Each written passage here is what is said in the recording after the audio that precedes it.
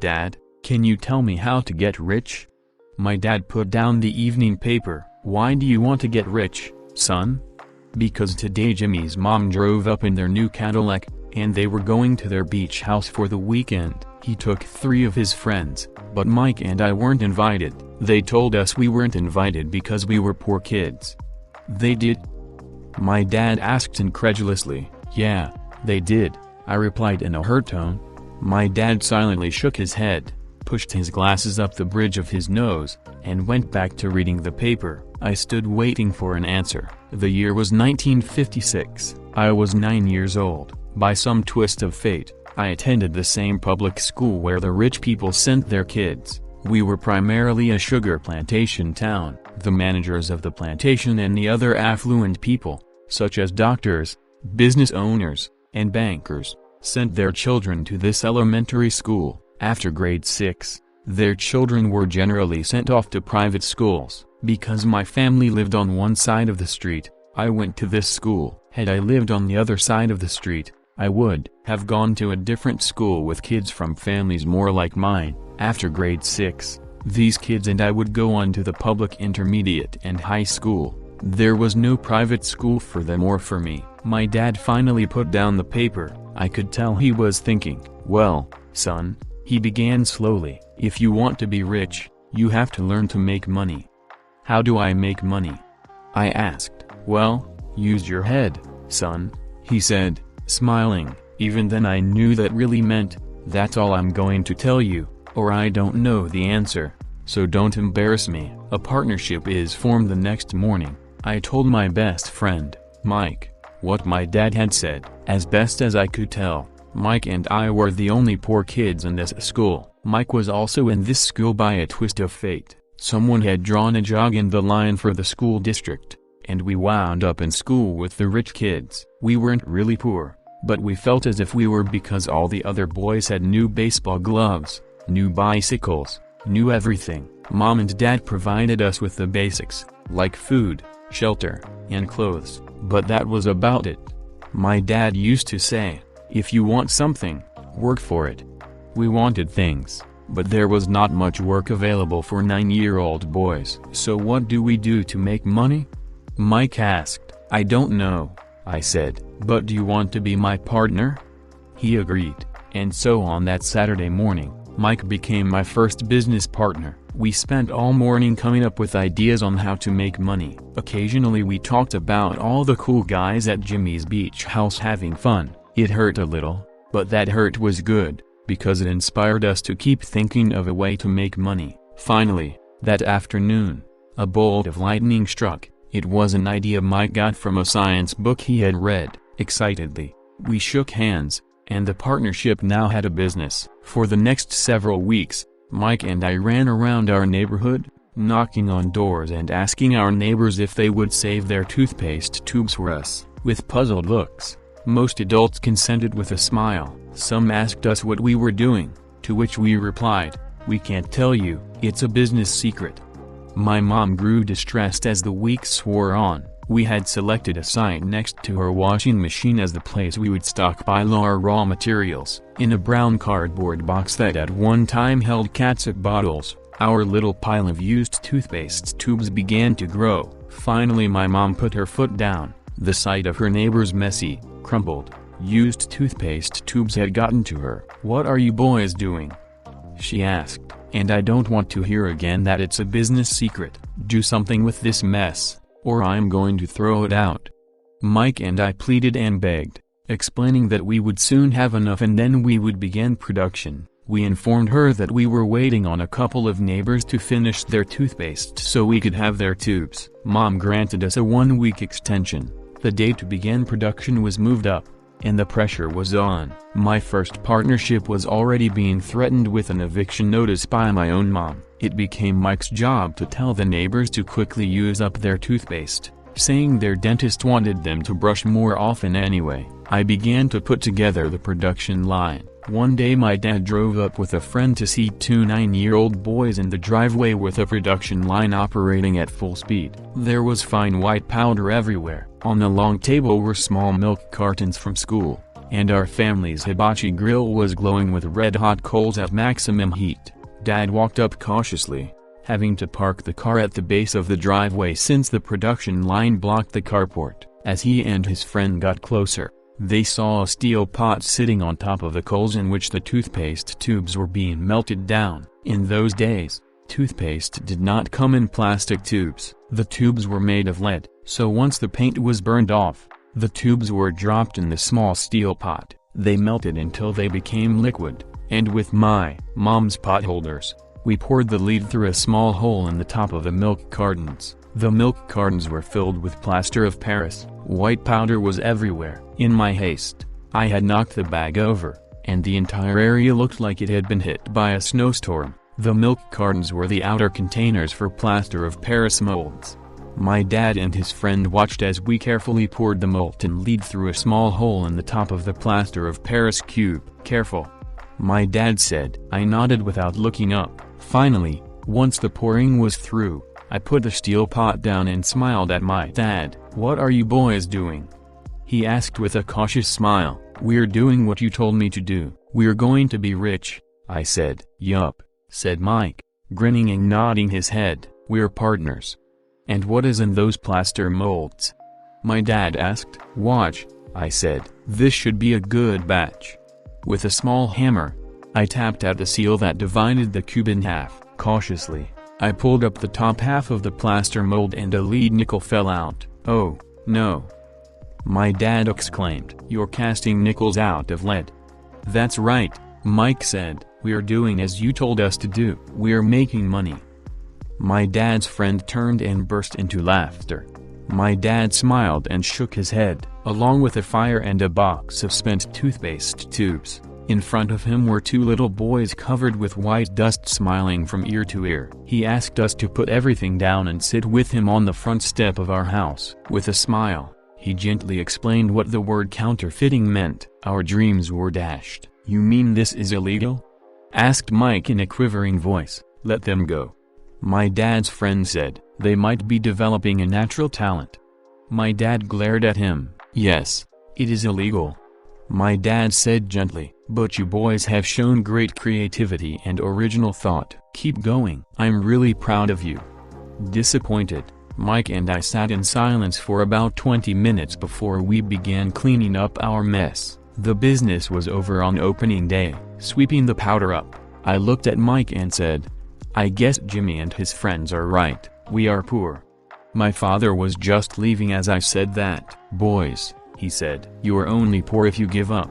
The most important thing is that you did something. Most people only talk and dream of getting rich. You've done something. I'm very proud of the two of you. I will say it again. Keep going. Don't quit."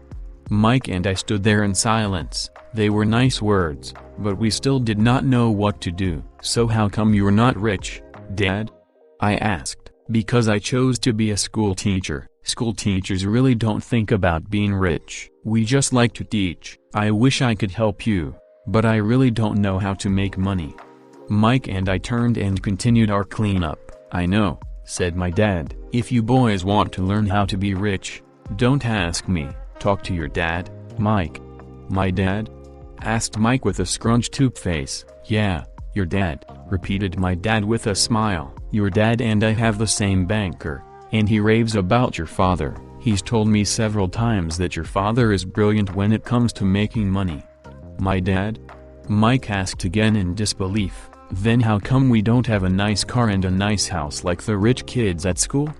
"A nice car and a nice house don't necessarily mean you're rich or you know how to make money," my dad replied. "Jimmy's dad works for the sugar plantation. He's not much different from me. He works for a company, and I work for the government. The company buys the car for him. The sugar company is in financial trouble, and Jimmy's dad may soon have nothing. Your dad is different, Mike. He seems to be building an empire, and I suspect in a few years he will be a very rich man."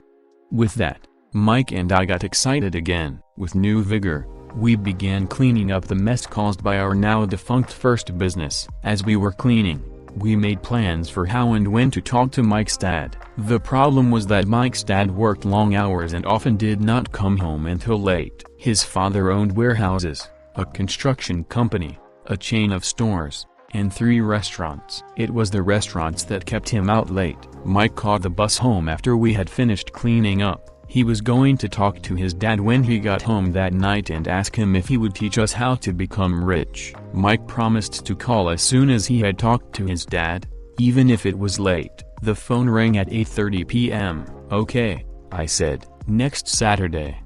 I put the phone down. Mike's dad had agreed to meet with us. On Saturday I caught the 7:30 a.m. bus to the poor side of town. The lessons begin. Mike and I met with his dad that morning at 8 o'clock. He was already busy, having been at work for more than an hour. His construction supervisor was just leaving in his pickup truck as I walked up to his simple, small, and tidy home. Mike met me at the door. "Dad's on the phone," and he said to wait on the back porch. Mike said as he opened the door. The old wooden floor creaked as I stepped across the threshold of the aging house. There was a cheap mat just inside the door. The mat was there to hide the years of wear from countless footsteps that the floor had supported. Although clean, it needed to be replaced. I felt claustrophobic as I entered the narrow living room that was filled with old musty overstuffed furniture that today would be collector's items. Sitting on the couch were 2 women, both a little older than my mom. Across from the women sat a man in workman's clothes. He wore khaki slacks and a khaki shirt,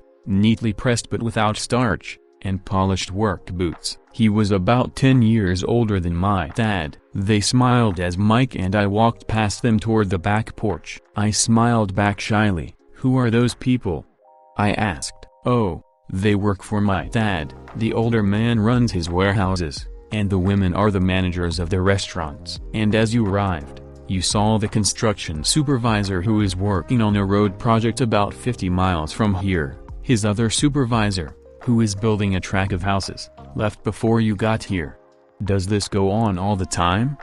I asked. "Not always, but quite often," said Mike, smiling as he pulled up a chair to sit down next to me. I asked my dad if he would teach us to make money. Mike said, "Oh, and what did he say to that?" I asked with cautious curiosity. "Well, he had a funny look on his face at first, and then he said he would make us an offer." "Oh," I said, rocking my chair back against the wall. I sat there perched on 2 rear legs of the chair. Mike did the same thing. "Do you know what the offer is?" I asked. "No, but we'll soon find out." Suddenly, Mike's dad burst through the rickety screen door and onto the porch. Mike and I jumped to our feet, not out of respect, but because we were startled. "Ready, boys?" he asked as he pulled up a chair to sit down with us. We nodded our heads as we pulled our chairs away from the wall to sit in front of him. He was a big man, about 6 feet tall and 200 pounds. My dad was taller, about the same weight, and 5 years older than Mike's dad. They sort of looked alike, though not of the same ethnic makeup. Maybe their energy was similar. "Mike says you want to learn to make money, is that correct, Robert?" I nodded my head quickly, but with a little trepidation. He had a lot of power behind his words and smile. "Okay, here's my offer. I'll teach you, but I won't do it classroom style. You work for me, I'll teach you. You don't work for me, I won't teach you. I can teach you faster if you work, and I'm wasting my time if you just want to sit and listen like you do in school. That's my offer. Take it or leave it." May I ask a question first?" I asked. "Take it or leave it. I've got too much work to do to waste my time. If you can't make up your mind decisively, then you'll never learn to make money anyway. Opportunities come and go. Being able to know when to make quick decisions is an important skill. You have the opportunity that you asked for. School is beginning, or it's over in 10 seconds. Mike's dad said with a teasing smile. "Take it," I said. "Take it," said Mike. "Good," said Mike's dad. "Mrs. Martin will be by in 10 minutes. After I'm through with her, you'll ride with her to my superette and you can begin working. I'll pay you 10 cents an hour, and you'll work 3 hours every Saturday." "But I have a softball game today," I said. Mike's dad lowered his voice to a stern tone. "Take it, or leave it," he said. "I'll take it," I replied, choosing to work and learn instead of playing. 30 cents later, by 9 a.m. that day, Mike and I were working for Mrs. Martin. She was a kind and patient woman. She always said that Mike and I reminded her of her two grown sons. Although kind, she believed in hard work and kept us moving. We spent 3 hours taking canned goods off the shelves, brushing each can with a feather duster to get the dust off, and then restacking them neatly. It was excruciatingly boring work. Mike's dad, whom I call my rich dad, owned 9 of these little superettes, each with a large parking lot. They were the early version of the 7-Eleven convenience stores, little neighborhood grocery stores where people bought items such as milk, bread, butter, and cigarettes. The problem was that this was Hawaii before air conditioning was widely used, and the stores could not close their doors because of the heat. On 2 sides of the store, the doors had to be wide open to the road and parking lot. Every time a car drove by or pulled into the parking lot,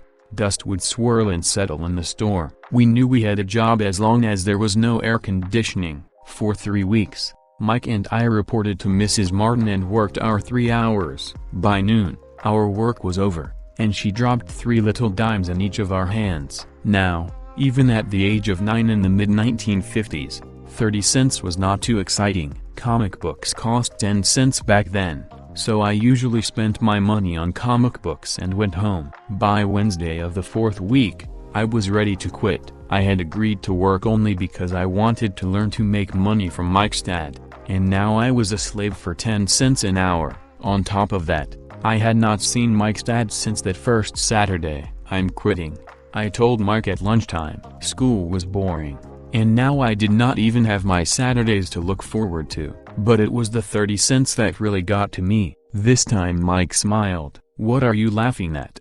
I asked with anger and frustration. "Dad said this would happen. He said to meet with him when you were ready to quit." "What?" I said indignantly. "He's been waiting for me to get fed up?"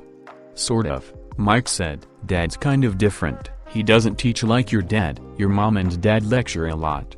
My dad is quiet and a man of few words. You just wait till this Saturday. I'll tell him you're ready."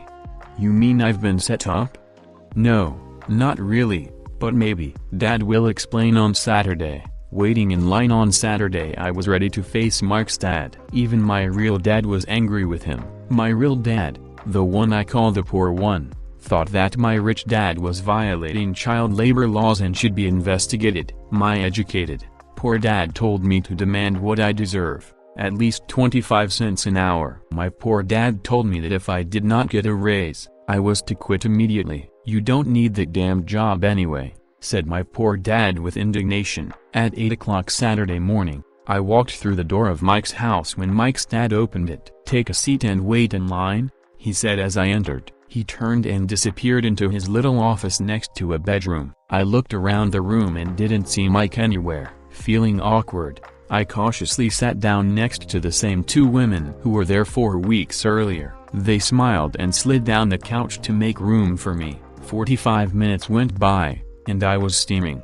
The 2 women had met with him and left 30 minutes earlier. An older gentleman was in there for 20 minutes and was also gone. The house was empty, and here I sat in a musty, dark living room on a beautiful sunny Hawaiian day, waiting to talk to a cheapskate who exploited children. I could hear him rustling around the office, talking on the phone, and ignoring me. I was ready to walk out, but for some reason I stayed. Finally, 15 minutes later, at exactly 9 o'clock, Rich Dad walked out of his office, said nothing, and signaled with his hand for me to enter. "I understand you want a raise, or you're going to quit," Rich Dad said as he swiveled in his office chair. "Well, you're not keeping your end of the bargain," I blurted out, nearly in tears. It was really frightening for me to confront a grown-up.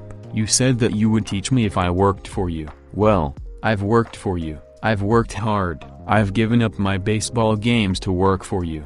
But you haven't kept your word, and you haven't taught me anything. You are a crook like everyone in town thinks you are. You're greedy. You want all the money and don't take care of your employees. You made me wait and don't show me any respect. I'm only a little boy, but I deserve to be treated better."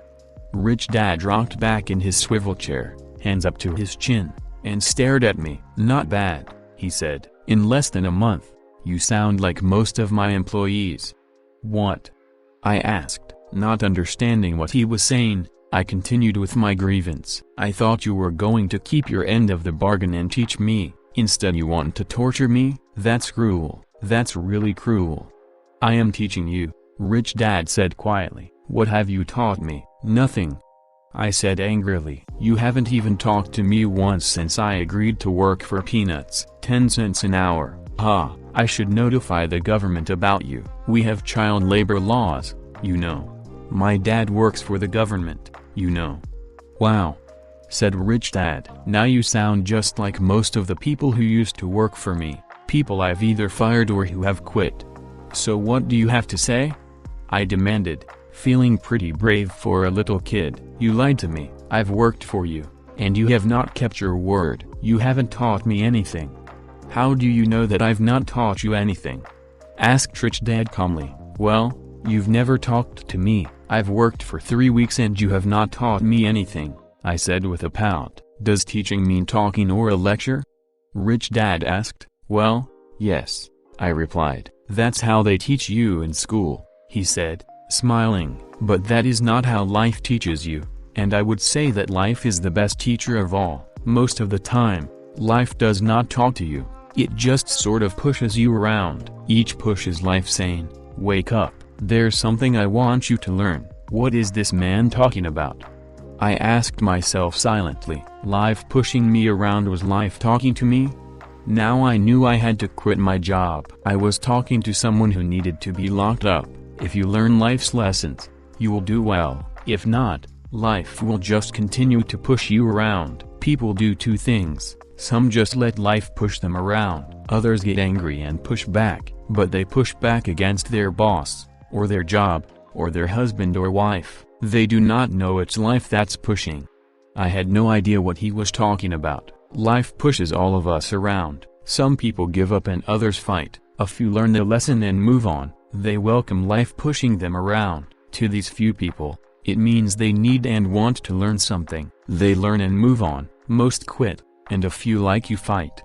Rich Dad stood and shut the creaky old wooden window that needed repair. If you learn this lesson, you will grow into a wise, wealthy, and happy young man. If you don't, you will spend your life blaming a job, low pay, or your boss for your problems. You'll live life always hoping for that big break that will solve all your money problems. Rich Dad looked over at me to see if I was still listening. His eyes met mine. We stared at each other, communicating through our eyes. Finally, I looked away once I had absorbed his message. I knew he was right. I was blaming him, and I did ask to learn. I was fighting, Rich Dad continued. Or if you're the kind of person who has no guts, you just give up every time life pushes you. If you're that kind of person, you'll live all your life playing it safe, doing the right things, saving yourself for some event that never happens. Then you die a boring old man. You'll have lots of friends who really like you because you were such a nice hard-working guy. But the truth is that you let life push you into submission. Deep down you were terrified of taking risks. You really wanted to win. But the fear of losing was greater than the excitement of winning. Deep inside, you and only you will know you didn't go for it. You chose to play it safe. Our eyes met again. You've been pushing me around? I asked. Some people might say that, smiled Rich Dad. I would say that I just gave you a taste of life.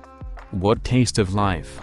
I asked, still angry, but now curious and ready to learn. You boys are the first people who have ever asked me to teach them how to make money. I have more than 150 employees, and not one of them has asked me what I know about money. They ask me for a job and a paycheck, but never to teach them about money. So most will spend the best years of their lives working for money, not really understanding what it is they are working for. I sat there listening intently. So when Mike told me you wanted to learn how to make money, I decided to design a course that mirrored real life. I could talk until I was blue in the face, but you wouldn't hear a thing. So I decided to let life push you around a bit so you could hear me. That's why I only paid you 10 cents. So what is the lesson I learned from working for only 10 cents an hour? I asked. That you're cheap and exploit your workers? Rich Dad rocked back and laughed heartily. Finally he said, you'd best change your point of view. Stop blaming me and thinking I'm the problem. If you think I'm the problem, then you have to change me. If you realize that you're the problem, then you can change yourself, learn something, and grow wiser. Most people want everyone else in the world to change but themselves. Let me tell you, it's easier to change yourself than everyone else. I don't understand, I said. Don't blame me for your problems, Rich Dad said, growing impatient. But you only pay me 10 cents. So what are you learning? Rich Dad asked, smiling. That you're cheap, I said with a sly grin. See, you think I'm the problem, said Rich Dad, but you are. Well, keep that attitude and you'll learn nothing. Keep the attitude that I'm the problem, and what choices do you have? Well, if you don't pay me more or show me more respect and teach me, I'll quit. Well put, Rich Dad said, and that's exactly what most people do. They quit and go looking for another job, a better opportunity, and higher pay, actually thinking that this will solve the problem. In most cases, it won't.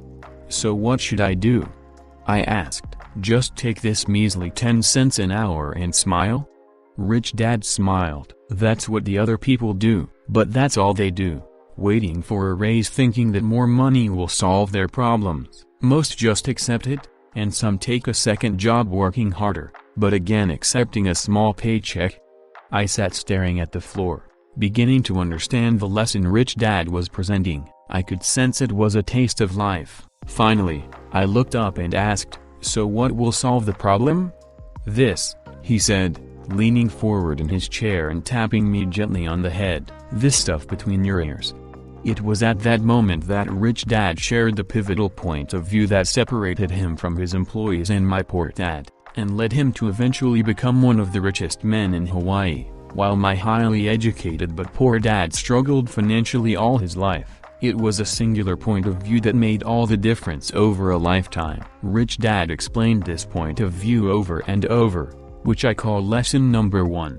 The poor and the middle class work for money, the rich have money work for them. On that bright Saturday morning, I learned a completely different point of view from what I had been taught by my poor dad. At the age of 9, I understood that both dads wanted me to learn. Both dads encouraged me to study, but not the same things. My highly educated dad recommended that I do what he did. Son, I want you to study hard, get good grades, so you can find a safe, secure job with a big company, and make sure it has excellent benefits. My rich dad wanted me to learn how money works so I could make it work for me. These lessons I would learn through life with his guidance, not because of a classroom. My rich dad continued. My first lesson: I'm glad you got angry about working for 10 cents an hour. If you hadn't got angry and had simply accepted it, I would have to tell you that I could not teach you. You see, true learning takes energy, passion, and a burning desire. Anger is a big part of that formula, for passion is anger and love combined. When it comes to money, most people want to play it safe and feel secure, so passion does not direct them, fear does. So is that why they'll take jobs with low pay? I asked. Yes, said Rich Dad. Some people say I exploit people because I don't pay as much as the sugar plantation or the government. I say the people exploit themselves. It's their fear, not mine. But don't you feel you should pay them more? I asked. I don't have to. And besides, more money will not solve their problems. Just look at your dad. He makes a lot of money, and he still can't pay his bills. Most people, given more money, only get into more debt. So that's why the 10 cents an hour, I said, smiling. It's a part of the lesson. That's right, smiled Rich Dad. You see, your dad went to school and got an excellent education, so he could get a high-paying job. But he still has money problems because he never learned anything about money in school. On top of that, he believes in working for money. And you don't? I asked. No, not really, said Rich Dad. If you want to learn to work for money, then stay in school. That is a great place to learn to do that. But if you want to learn how to have money work for you, then I will teach you that. But only if you want to learn. Wouldn't everyone want to learn that? I asked. No, said Rich Dad, simply because it's easier to learn to work for money, especially if fear is your primary emotion when the subject of money is discussed. I don't understand, I said with a frown. Don't worry about that for now. Just know that it's fear that keeps most people working at a job. The fear of not paying their bills, the fear of being fired, the fear of not having enough money, and the fear of starting over. That's the price of studying to learn a profession or trade, and then working for money. Most people become a slave to money, and then get angry at their boss. Learning to have money work for you is a completely different course of study? I asked. Absolutely, Rich Dad answered. Absolutely. We sat in silence on that beautiful Hawaiian Saturday morning. My friends had just started their Little League baseball game, but for some reason I was now thankful I had decided to work for 10 cents an hour. I sensed that I was about to learn something my friends wouldn't learn in school. Ready to learn? Asked Rich Dad. Absolutely, I said with a grin. I have kept my promise. I've been teaching you from afar, my rich dad said. At 9 years old, you've gotten a taste of what it feels like to work for money. Just multiply your last month by 50 years and you will have an idea of what most people spend their life doing. I don't understand, I said. How did you feel waiting in line to see me, once to get hired and once to ask for more money? Terrible, I said. If you choose to work for money, that is what life will be like, said Rich Dad. And how did you feel when Mrs. Martin dropped 3 dimes in your hand for 3 hours of work? I felt like it wasn't enough. It seemed like nothing. I was disappointed, I said, and that is how most employees feel when they look at their paychecks, especially after all the tax and other deductions are taken out. At least you got 100%. You mean most workers don't get paid everything? I asked with amazement. Heavens no, said Rich Dad. The government always takes its share first. How do they do that?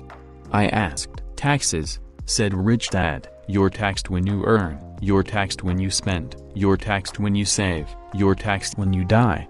Why do people let the government do that to them? The rich don't, said Rich Dad with a smile. The poor and the middle class do. I'll bet you that I earn more than your dad, yet he pays more in taxes. How can that be?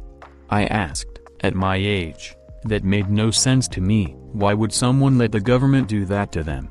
Rich Dad rocked slowly and silently in his chair, just looking at me. Ready to learn?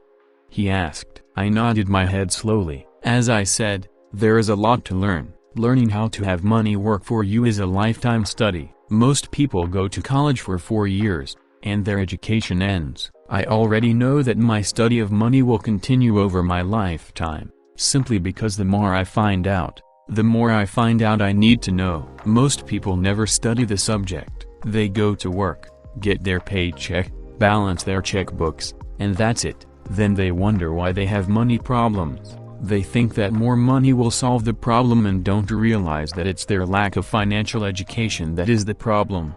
So my dad has tax problems because he doesn't understand money?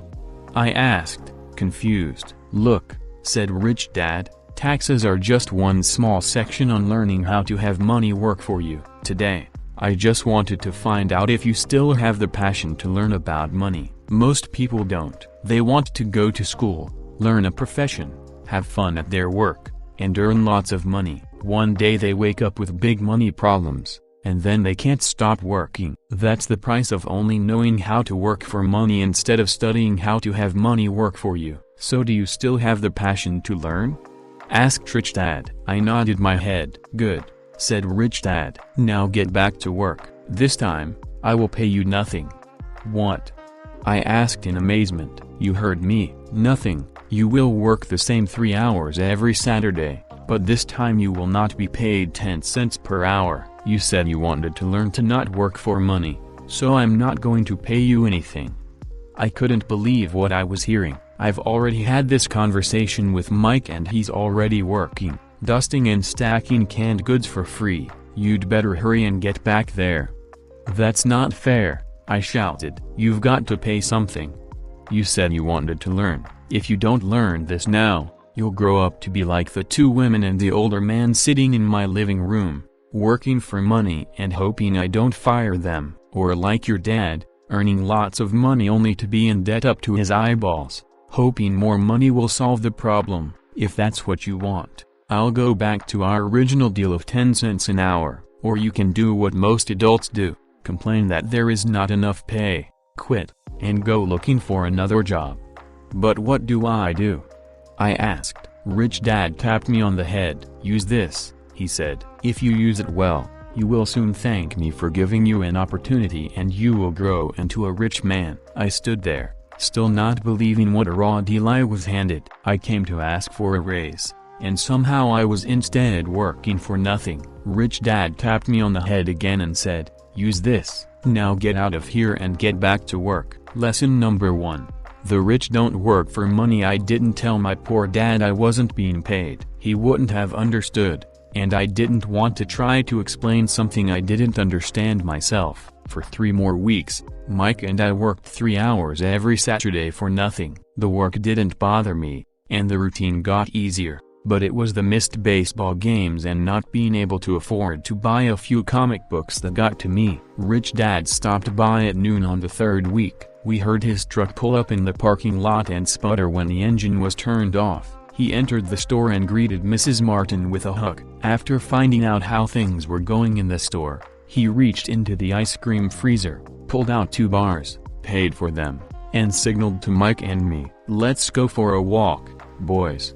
We crossed the street, dodging a few cars, and walked across a large grassy field where a few adults were playing softball. Sitting down at a lone picnic table, he handed Mike and me the treats. "How's it going, boys?" "Okay," Mike said. I nodded in agreement. "Learn anything yet?" Rich Dad asked. Mike and I looked at each other, shrugged our shoulders, and shook our heads in unison. Avoiding one of life's biggest traps. Well, you boys had better start thinking. You're staring at one of life's biggest lessons. If you learn it, you'll enjoy a life of great freedom and security. If you don't, you'll wind up like Mrs. Martin and most of the people playing softball in this park. They work very hard for little money, clinging to the illusion of job security and looking forward to a 3-week vacation each year and maybe a skimpy pension after 45 years of service. If that excites you, I'll give you a raise to 25 cents an hour. But these are good hard-working people. Are you making fun of them? I demanded. A smile came over Rich Dad's face. Mrs. Martin is like a mother to me. I would never be that cruel. I may sound unkind because I'm doing my best to point something out to the two of you. I want to expand your point of view so you can see something most people never have the benefit of seeing because their vision is too narrow. Most people never see the trap they are in. Mike and I sat there, uncertain of his message. He sounded cruel, yet we could sense he was trying to drive home a point. With a smile, Rich Dad said, "Doesn't that 25 cents an hour sound good? Doesn't it make your heart beat a little faster?" I shook my head no, but it really did. 25 cents an hour would be big bucks to me. "Okay, I'll pay you $1 an hour," Rich Dad said, with a sly grin. Now my heart started to race. My brain was screaming, "Take it, take it." I could not believe what I was hearing. Still, I said nothing. "Okay, $2 an hour." My little brain and heart nearly exploded. After all, it was 1956 and being paid $2 an hour would have made me the richest kid in the world. I couldn't imagine earning that kind of money. I wanted to say yes. I wanted the deal. I could picture a new bicycle, new baseball glove, and the adoration of my friends when I flashed some cash. On top of that, Jimmy and his rich friends could never call me poor again. But somehow my mouth stayed shut. The ice cream had melted and was running down my hand. Rich Dad was looking at 2 boys staring back at him, eyes wide open and brains empty. He was testing us, and he knew there was a part of our emotions that wanted to take the deal. He understood that every person has a weak and needy part of their soul that can be bought, and he knew that every individual also had a part of their soul that was resilient and could never be bought. It was only a question of which one was stronger. "Okay, $5 an hour." Suddenly I was silent. Something had changed. The offer was too big and ridiculous. Not many grown-ups in 1956 made more than that, but quickly my temptation disappeared, and calm set in. Slowly, I turned to my left to look at Mike. He looked back at me. The part of my soul that was weak and needy was silenced. The part of me that had no price took over. I knew Mike had gotten to that point too. "Good," Rich Dad said softly. Most people have a price, and they have a price because of human emotions named fear and greed. First, the fear of being without money motivates us to work hard, and then once we get that paycheck, greed or desire starts us thinking about all the wonderful things money can buy. The pattern is then set. What pattern? I asked. The pattern of get up, go to work, pay bills, get up, go to work, pay bills. People's lives are forever controlled by two emotions, fear and greed. Offer them more money and they continue the cycle by increasing their spending. This is what I call the rat race. There is another way? Mike asked. Yes, said Rich Dad slowly, but only a few people find it. And what is that way? Mike asked. That's what I hope you boys will learn as you work and study with me. That is why I took away all forms of pay. Any hints? Mike asked. We're kind of tired of working hard, especially for nothing. Well, the first step is telling the truth, said Rich Dad. We haven't been lying, I said. I did not say you were lying, I said to tell the truth. Rich Dad retorted. The truth about what? I asked. How you're feeling. Rich Dad said. You don't have to say it to anyone else, just admit it to yourself. You mean the people in this park, the people who work for you, Mrs. Martin, they don't do that? I asked. I doubt it, said Rich Dad. Instead, they feel the fear of not having money. They don't confront it logically. They react emotionally instead of using their heads, Rich Dad said. Then, they get a few bucks in their hands and again, the emotions of joy, desire, and greed take over. And again they react, instead of think. So their emotions control their brain. Mike said. That's correct, said Rich Dad. Instead of admitting the truth about how they feel, they react to their feelings and fail to think. They feel the fear so they go to work, hoping that money will soothe the fear, but it doesn't. It continues to haunt them and they return to work, hoping again that money will calm their fears, and again it doesn't. Fear keeps them in this trap of working, earning money, working, earning money, hoping the fear will go away, but every day they get up, and that old fear wakes up with them. For millions of people that old fear keeps them awake all night, causing a night of turmoil and worry. So they get up and go to work, hoping that a paycheck will kill that fear gnawing at their soul. Money is running their lives, and they refuse to tell the truth about that. Money is in control of their emotions and their souls. Rich Dad sat quietly, letting his words sink in. Mike and I heard what he said but didn't understand fully what he was talking about. I just knew that I often wondered why grown-ups hurried off to work. It did not seem like much fun, and they never looked that happy, but something kept them going. Realizing we had absorbed as much as possible of what he was talking about, Rich Dad said, I want you boys to avoid that trap. That is really what I want to teach you, not just to be rich, because being rich does not solve the problem. It doesn't?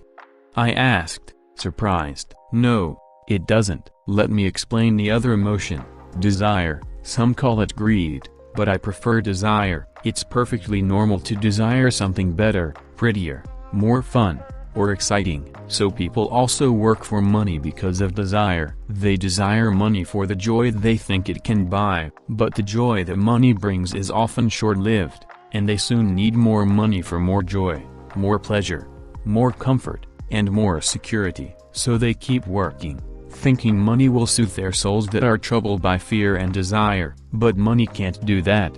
Even rich people do this? Mike asked. Rich people included, said Rich Dad. In fact, the reason many rich people are rich isn't because of desire, but because of fear. They believe that money can eliminate the fear of being poor, so they amass tons of it, only to find the fear gets worse. Now they fear losing the money. I have friends who keep working even though they have plenty. I know people who have millions who are more afraid now than when they were poor. They're terrified of losing it all. The fears that drove them to get rich got worse. That weak and needy part of their soul is actually screaming louder. They don't want to lose the big houses, the cars and the high life money has bought them. They worry about what their friends would say if they lost all their money. Many are emotionally desperate and neurotic, although they look rich and have more money. So is a poor man happier? I asked. No, I don't think so, replied Rich Dad. The avoidance of money is just as psychotic as being attached to money. As if on cue, the town derelict went past our table, stopping by the large rubbish can and rummaging around in it. The three of us watched him with great interest, when before we probably would have just ignored him. Rich Dad pulled $1 out of his wallet and gestured to the older man. Seeing the money, the derelict came over immediately, took the bill, thanked Rich Dad profusely, and hurried off, ecstatic with his good fortune. "He's not much different from most of my employees," said Rich Dad. "I've met so many people who say, 'Oh, I'm not interested in money.' Yet they'll work at a job for 8 hours a day." That's a denial of truth. If they weren't interested in money, then why are they working? That kind of thinking is probably more psychotic than a person who hoards money. As I sat there listening to my Rich Dad, my mind flashed back to the countless times my own dad said, "I'm not interested in money." He said those words often. He also covered himself by always saying, "I work because I love my job." So what do? I asked. Not work for money until all traces of fear and greed are gone? No, that would be a waste of time, said Rich Dad. Emotions are what make us human. The word emotion stands for energy in motion. Be truthful about your emotions and use your mind and emotions in your favor, not against yourself. Whoa, said Mike. Don't worry about what I just said, it will make more sense in years to come.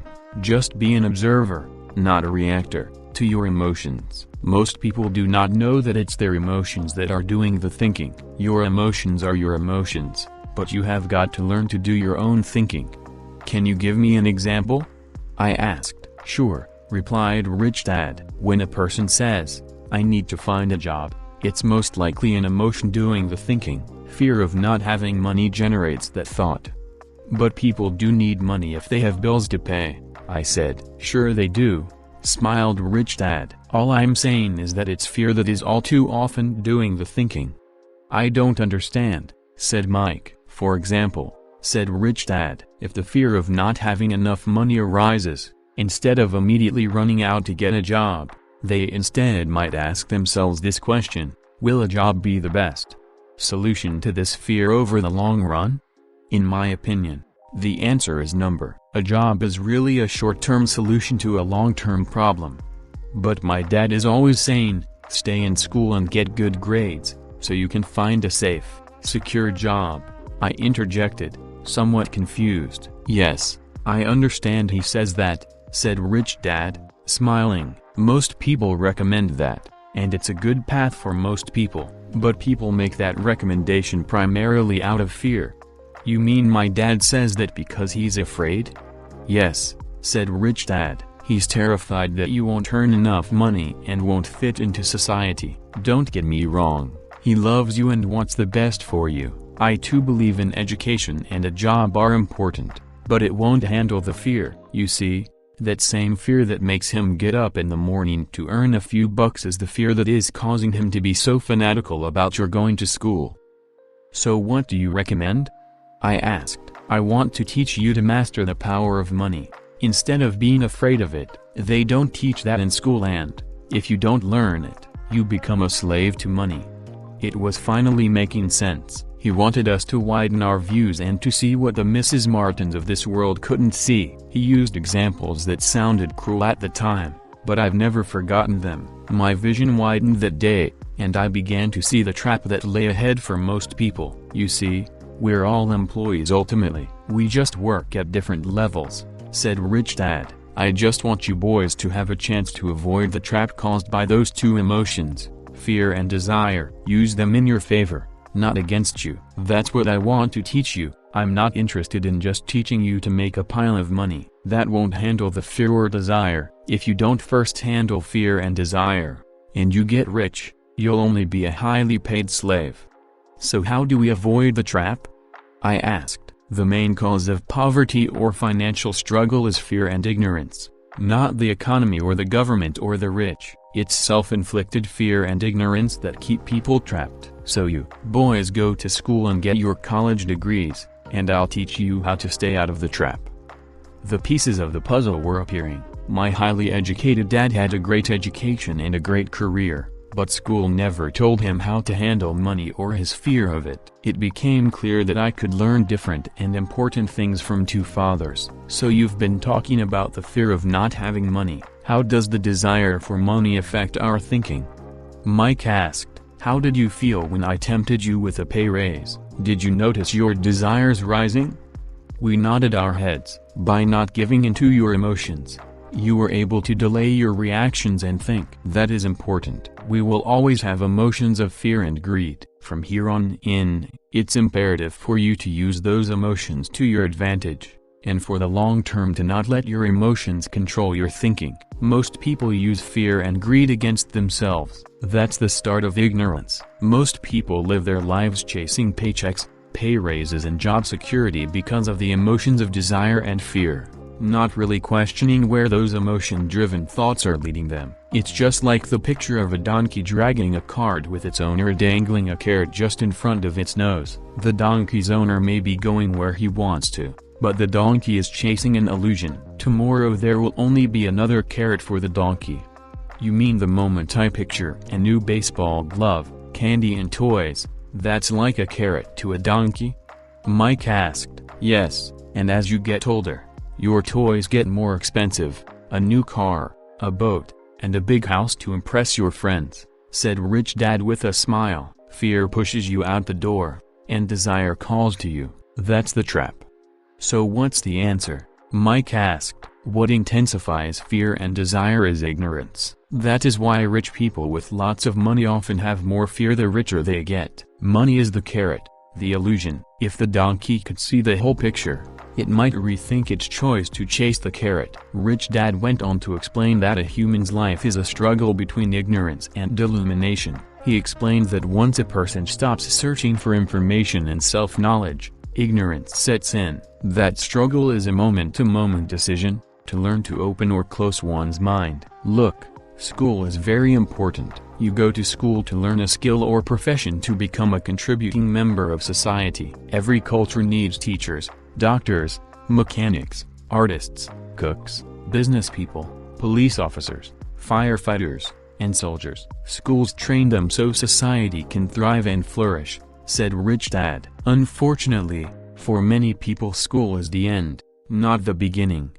There was a long silence. Rich Dad was smiling. I didn't comprehend everything he said that day, but as with most great teachers, his words continued to teach for years. I've been a little cruel today, said Rich Dad, but I want you to always remember this talk. I want you to always think of Mrs. Martin, and I want you always to remember that donkey. Never forget that fear and desire can lead you into life's biggest trap if you're not aware of them controlling your thinking. To spend your life living in fear, never exploring your dreams, is cruel. To work hard for money, thinking that it will buy you things that will make you happy is also cruel. To wake up in the middle of the night terrified about paying bills is a horrible way to live. To live a life dictated by the size of a paycheck is not really living a life. Thinking that a job makes you secure is lying to yourself. That's cruel, and that's the trap I want you to avoid. I've seen how money runs people's lives. Don't let that happen to you. Please don't let money run your life. A softball rolled under our table. Rich Dad picked it up and threw it back. So what does ignorance have to do with greed and fear? I asked. Because it is ignorance about money that causes so much greed and fear, said Rich Dad. Let me give you some examples. A doctor, wanting more money to better provide for his family, raises his fees. By raising his fees, it makes healthcare more expensive for everyone. It hurts the poor people the most, so they have worse health than those with money, because the doctors raise their fees. The attorneys raise their fees, because the attorneys' fees have gone up. School teachers want a raise, which raises our taxes, and on and on and on. Soon there will be such a horrifying gap between the rich and the poor that chaos will break out and another great civilization will collapse. History proves that great civilizations collapse when the gap between the haves and have-nots is too great. Sadly, America is on that same course because we haven't learned from history. We only memorize historical dates and names, not the lesson. Aren't prices supposed to go up? I asked. In an educated society with a well-run government, prices should actually come down. Of course, That is often only true in theory. Prices go up because of greed and fear caused by ignorance. If schools taught people about money, there would be more money and lower prices, but schools focus only on teaching people to work for money, not how to harness money's power. But don't we have business schools? Mike asked. And haven't you encouraged me to go for my MBA? Yes, said Rich Dad, but all too often business schools train employees to become sophisticated bean counters. Heaven forbid a bean counter takes over a business. All they do is look at the numbers, fire people, and kill the business. I know this because I hire bean counters. All they think about is cutting costs and raising prices, which cause more problems. Bean counting is important. I wish more people knew it, but it, too, is not the whole picture, added Rich Dad angrily. So is there an answer? Asked Mike. Yes, said Rich Dad. Learn to use your emotions to think, not think with your emotions. When you boys mastered your emotions by agreeing to work for free, I knew there was hope. When you again resisted your emotions when I tempted you with more money, you were again learning to think in spite of being emotionally charged. That's the first step. Why is that step so important? I asked. Well, that's up to you to find out. If you want to learn, I'll take you boys into the briar patch, a place almost everyone else avoids. If you go with me, you'll let go of the idea of working for money and instead learn to have money work for you. And what will we get if we go with you? What if we agree to learn from you? What will we get? I asked. The same thing Brer Rabbit got, said Rich Dad, referring to the classic children's story. Is there a briar patch? I asked. Yes, said Rich Dad. The briar patches are fear and greed, confronting fear, weaknesses, and neediness by choosing our own thoughts is the way out. Choosing our thoughts? Mike asked, puzzled. Yes, choosing what we think rather than reacting to our emotions. Instead of just getting up and going to work because not having the money to pay your bills is scaring you, ask yourself, is working harder at this the best solution to this problem? Most people are too afraid to rationally think things through and instead run out the door to a job they hate. The tar baby is in control. That's what I mean by choosing your thoughts. And how do we do that? Mike asked. That's what I will teach you. I'll teach you to have a choice of thoughts rather than a knee-jerk reaction, like gulping down your morning coffee and running out the door. Remember what I said before, a job is only a short-term solution to a long-term problem. Most people have only one problem in mind, and it's short-term. It's the bills at the end of the month. The tar baby. Money controls their lives. Or should I say the fear and ignorance about money controls it, so they do as their parents did. They get up every day and go work for money, not taking the time to ask the question, is there another way? Their emotions now control their thinking, not their heads. Can you tell the difference between emotions thinking and the head thinking? Mike asked. Oh, yes, I hear it all the time, said Rich Dad. I hear things like, well, everyone has to work. Or the rich are crooks. Or I'll get another job. I deserve this raise. You can't push me around. Or I like this job because it's secure. No one asks, is there something I'm missing here? Which would break through the emotional thought and give you time to think clearly. As we headed back to the store, Rich Dad explained that the rich really did make money. They did not work for it. He went on to explain that when Mike and I were casting 5-cent pieces out of lead, thinking we were making money, we were very close to thinking the way the rich think. The problem was that creating money is legal for the government and banks to do, but illegal for us to do. There are legal ways to create money from nothing, he told us. Rich Dad went on to explain that the rich know that money is an illusion, truly like the carrot for the donkey. It's only out of fear and greed that the illusion of money is held together by billions of people who believe that money is real. It's not. Money is really made up. It is only because of the illusion of confidence and the ignorance of the masses that this house of cards stands. He talked about the gold standard that America was on, and that each dollar bill was actually a silver certificate. What concerned him was the rumor that we would someday go off the gold standard and our dollars would no longer be backed by something tangible. If that happens, boys,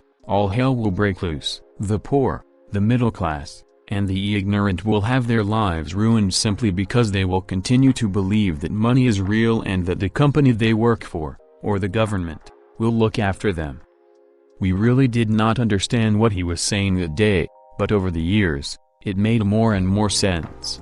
Seeing what others miss as he climbed into his pickup truck outside his convenience store, Rich Dad said, "Keep working, boys, but the sooner you forget about needing a paycheck, the easier your adult life will be. Keep using your brain, work for free, and soon your mind will show you ways of making money far beyond what I could ever pay you. You will see things that other people never see." Most people never see these opportunities because they're looking for money and security, so that's all they get. The moment you see one opportunity, you'll see them for the rest of your life. The moment you do that, I'll teach you something else. Learn this, and you'll avoid one of life's biggest traps. Mike and I picked up our things from the store and waved goodbye to Mrs. Martin. We went back to the park, to the same picnic bench, and spent several more hours thinking and talking. We spent the next week at school thinking and talking, too. For 2 more weeks, we kept thinking, talking, and working for free. At the end of the second Saturday, I was again saying goodbye to Mrs. Martin and looking at the comic book stand with a longing gaze. The hard thing about not even getting 30 cents every Saturday was that I didn't have any money to buy comic books. Suddenly, as Mrs. Martin said goodbye to Mike and me, I saw her do something I'd never seen her do before. Mrs. Martin was cutting the front page of the comic book in half. She kept the top half of the comic book cover and threw the rest of the book into a large cardboard box. When I asked her what she did with the comic books, she said, "I throw them away. I give the top half of the cover back to the comic book distributor for credit when he brings in the new comics. He's coming in an hour." Mike and I waited for an hour. Soon the distributor arrived, and I asked him if we could have the comic books. To my delight, he said, "You can have them if you work for this store and do not resell them." Remember our old business partnership? Well, Mike and I revived it. Using a spare room in Mike's basement, we began piling hundreds of comic books in that room. Soon our comic book library was open to the public. We hired Mike's younger sister, who loved to study, to be head librarian. She charged each child 10 cents admission to the library, which was open from 2:30 p.m. to 4:30 p.m. every day after school. The customers, the children of the neighborhood, could read as many comics as they wanted in 2 hours. It was a bargain for them since a comic cost 10 cents each, and they could read 5 or 6 in 2 hours. Mike's sister would check the kids as they left to make sure they weren't borrowing any comic books. She also kept the books, logging in how many kids showed up each day, who they were, and any comments they might have. Mike and I averaged $9.50 per week over a 3-month period. We paid his sister $1 a week and allowed her to read the comics for free, which she rarely did since she was always studying. Mike and I kept our agreement by working in the store every Saturday and collecting all the comic books from the different stores. We kept our agreement to the distributor by not selling any comic books. We burned them once they got too tattered. We tried opening a branch office, but we could never quite find someone as trustworthy and dedicated as Mike's sister. At an early age, we found out how hard it was to find good staff. 3 months after the library first opened, a fight broke out in the room. Some bullies from another neighborhood pushed their way in, and Mike's dad suggested we shut down their business. So our comic book business shut down, and we stopped working on Saturdays at the convenience store. But Rich Dad was excited because he had new things he wanted to teach us. He was happy because we had learned our first lesson so well. We learned to make money work for us. By not getting paid for our work at the store, we were forced to use our imaginations to identify an opportunity to make money. By starting our own business, the comic book library, we were in control of our own finances, not dependent on an employer. The best part was that our business generated money for us, even when we weren't physically there. Our money worked for us. Instead of paying us money, Rich Dad had given us so much more.